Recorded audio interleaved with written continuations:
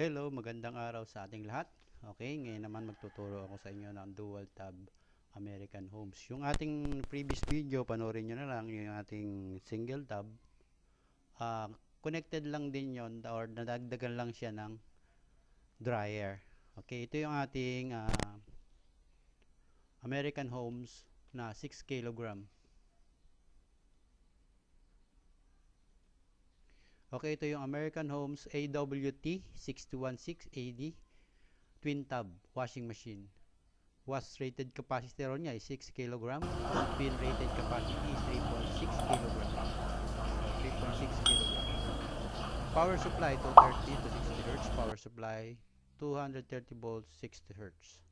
Wash rated power 320 watts. Spin rated power 125 watts. Maximum water pressure 0.6 MPa. Total input power for 445 watts. Grade of waterproof.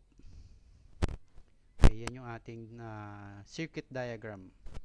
Minsan tinatawag din natin na schematic. Kaya huwag kayo magkakamali. Ano ba sir pagkakaiba ng schematic tsaka circuit? The same lang yung ayon, magkaiba lang ng tawag. Okay? Then ito yung ating control board niya. Ito mahalaga, sabi ko kasi pagka nagda-diagram tayo, mahalaga yung control board kasi diyan natin ibinabase yung setting ng ating electrical. Kasi kung wala yung mga ito, hindi mo mat-trace kung anong setting ng ating diagram. Ito yung schematic. Kanina nakalagay circuit diagram, ito schematic. The same lang siya. Okay, isa na tayo sa ating pictorial diagram. Ang ating pictorial diagram nagsisimula sa ating control panel. Ang timer, ang drain, normal, tsaka speed.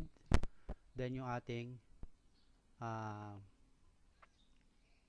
spin dryer timer. Ito, spin dryer timer to. Okay, ito naman yung ating timer. Ang ating hindi lang ito natapat, dapat ito dito yan ha. Ulitin ko, dapat ito dito yan. Ito yung ating drain wash timer. Then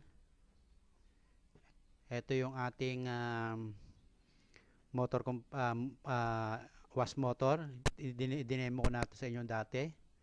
Duduktong kasi natin yung spin dry, kaya dapat ding matutunan natin yung ating natutunan nung nakaraan, yung single tab.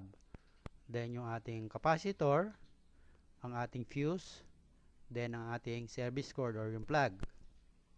Then kung i-connecta natin yan, syempre sa plug, fuse, then timer, wash timer, then sa speed ng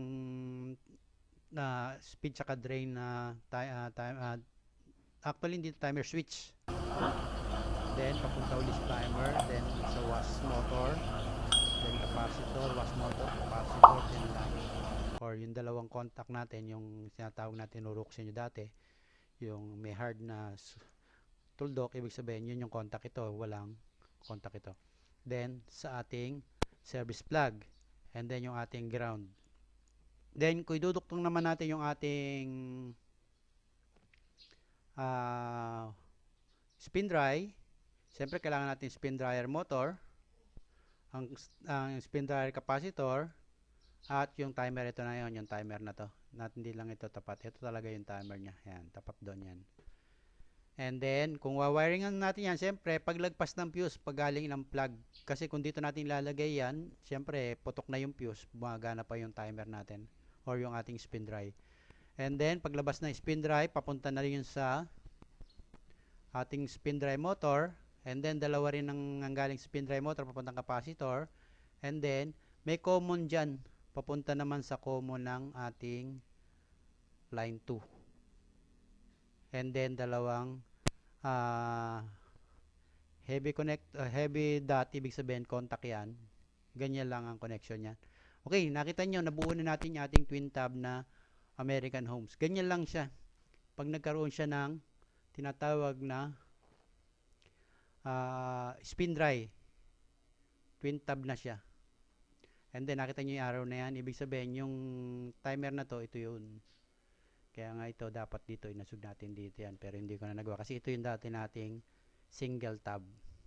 Okay na? Kung may katanungan kayo, pwede naman kayo magtanong. Comment lang sa ating comment box and then sasagutin ko yan. At kung meron naman kayo mas maganda pa or feedback na mas maganda, pwede naman sa positive way lang natin gamitin para hindi tayo masyadong na-open sa ating mga comment. Tumatanggap naman tayo for comment sa mga kahit na hindi magandang feedback, at least ma-upgrade pa natin yung ating pagbibigay ng kaalaman sa ating mga kapwa. Thank you for watching and God bless us all.